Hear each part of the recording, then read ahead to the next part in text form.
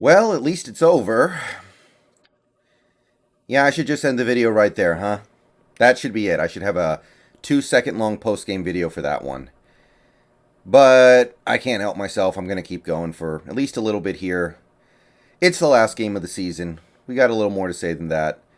So, game just ended like 20 seconds ago, right before I started clicking record. They're storming the field right now. I'm watching it over here. Biggest win ever for the Cougars in the Apple Cup. Biggest win ever. The Apple Cup has been going on since Teddy Roosevelt was president, I think. So yeah, it might even be before that. I don't know. It's been a lot of games. It's been a lot of games. And this is the biggest blowout in favor of the Cougars ever. 40-13, and honestly, I don't even know if that really does it justice. One of our touchdowns came in garbage time, and I don't know how we held Wazoo out of the end zone on their red zone trips in the first half. They got in goal-to-go situations, and then we had a couple linebackers make some good plays to keep them out, but it didn't feel very indicative of the way this game actually went, and I didn't stream the game today because I had family over, and we were doing things, and I just... It didn't... I didn't think it would be a good idea to do it because I had other things going on at the same time, but there wouldn't have been anything to stream about anyway, so it worked out. I'm pretty happy about this one. The good news is there's really not a whole lot to get mad at because there was nothing at stake for the Huskies today. This team has really nothing to play for in terms of a bowl game because they had already been eliminated. They're not playing hard to impress the new coach because the new coach is somebody who's not even in the building right now. We don't know who it's going to be, but it's not going to be Gregory. And you get what you get under those circumstances, I guess. So there's nothing to get upset about. There's just some stuff to be kind of embarrassed about because, I'll say it again, I think that Wazoo probably could have won this game by 40 if they clean up a little bit here and there, and if they don't go into ball control mode at the end. So, I mean, it's not unexpected. It's not. I said that I could see the Huskies just no-showing this game, and they kind of did. So it's not like I'm surprised, but it still sucks to watch, period. The only things that are worth getting even a little irritated about with this game would be the fact that there are a few players on this team who are going to be here next year and are going to be part of what we try to do next year. Guys like Sam Heward, he's the main one.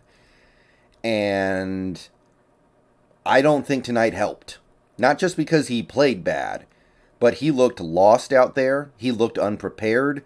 He didn't look comfortable doing anything. But he looks tiny, by the way. I know Sam Heward is not tiny. He looks like Kyler Murray out there. I don't know what it is. The left-handed thing throws me off too, but he... I don't think he gained anything from this game. I completely support starting him. There's no reason not to. But I don't know. He made a few nice throws. He made a lot of terrible throws. It was so ugly, so little good stuff to take out of this game that a big part of me just kind of feels like that did not help him. That might have set him back. Like, he does not need to be looking at this game as his first ever start in college football. I don't know if that's useful for him. I appreciate getting him experience. It's the right decision at this point. I'm not saying that the way we played the red shirt this year was wrong. The fact that we fought so hard to keep it and we ended up keeping it. But I don't know if that helped. I'm not really saying anything negative about him. I will say that watching him play in that game, it maybe starts to make a little bit of sense why he wasn't played this season. Because Dylan Morris is bad, but he's playable. Sam Heward, for a lot of tonight, did not even look playable. He didn't even look comfortable handing the ball off sometimes to me. So we'll learn more about Sam Heward next year. I'm not going to judge him based off a game where he doesn't have a real head coach or offensive coordinator and the program is in ruins. I'm not going to judge the dude. I'm not going to tell you that, oh, I don't think he's good anymore. We need to get another quarterback. No, but not a good game. Other players on this team who are possibly going to be here next year, I don't know if I can point anybody out who I think played particularly good. Maybe one or two of the linebackers. And ESPN's going to try to get my channel in trouble again. We're not having it. So that's the only thing in this game that's really worth getting unhappy about. Because don't get me, as awful as everything was, it doesn't matter. We couldn't run the ball. Our passing game, other than 2 drives, never got into a rhythm.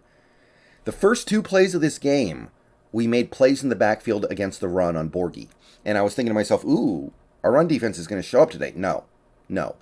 210 yards by the end of this game. First 2 plays, fluke. Jaden DeLora may have been 50 for 50 at one point. I don't know. All this stuff is terrible, obviously. I hated watching it. It was gross. I was very happy to be able to split my focus on other things while watching this game because it was just lifeless too, honestly. It was just kind of like a systemic beatdown. It wasn't a few big plays that were fluky or anything like that. It wasn't, this guy fell down and gave up a 90-yard touchdown, and then there was a tipped pass that got returned for a long touchdown. So the game was close. It was just these 2 big plays swung everything. If it wasn't for those 2 big plays, we might have won. No.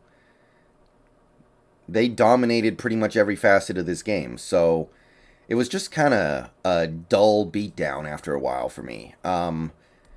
And the problem is, because of that, I can't even say that this team is better than they look today. No, I think they looked exactly as how bad they are. I think how bad they look today was approximately equivalent to how bad they've been over the season. So it's not surprising, but it's still disgusting. But hey, better times ahead, right? We got the coaches out. We're going to purge some of these players out. Some of them are going to enter the draft. Some of them are going to hit the transfer portal. Look for Dylan Morris over in Montana State or Tennessee Chattanooga or Troy or some other place like that. I don't know. But look for him to be somewhere else next year. And we have a chance. Now, do I think that it's realistic to put together a program that is this dysfunctional in one offseason? It's not likely. In college football, it's a little more reasonable because you do have some talent. A lot of these guys are still 4-star players, 5-star players, blue chippers, and they just weren't able to unlock that potential this year very well.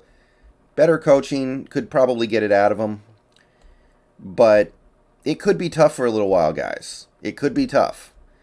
And I've seen bad times before with the Huskies, and I've seen bad times for the Huskies last way too long. I've seen us not be able to get out of it. So hopefully we find the right guys to start getting us out of this. We have a quarterback who has potential, has talent. So hopefully that's appetizing to some coach out there. But this game, there's nothing to get mad at. I'm not going to sit here and tell you that, oh, I'm so disappointed, because I'm really not, or I'm furious. I'm not. There's nothing to get mad at this point, but would have liked to make it a little more interesting than that, I guess. That's all you're going to get from me. And that's all I got. See you guys later in stream. Bow down to Washington. Thank God it's over.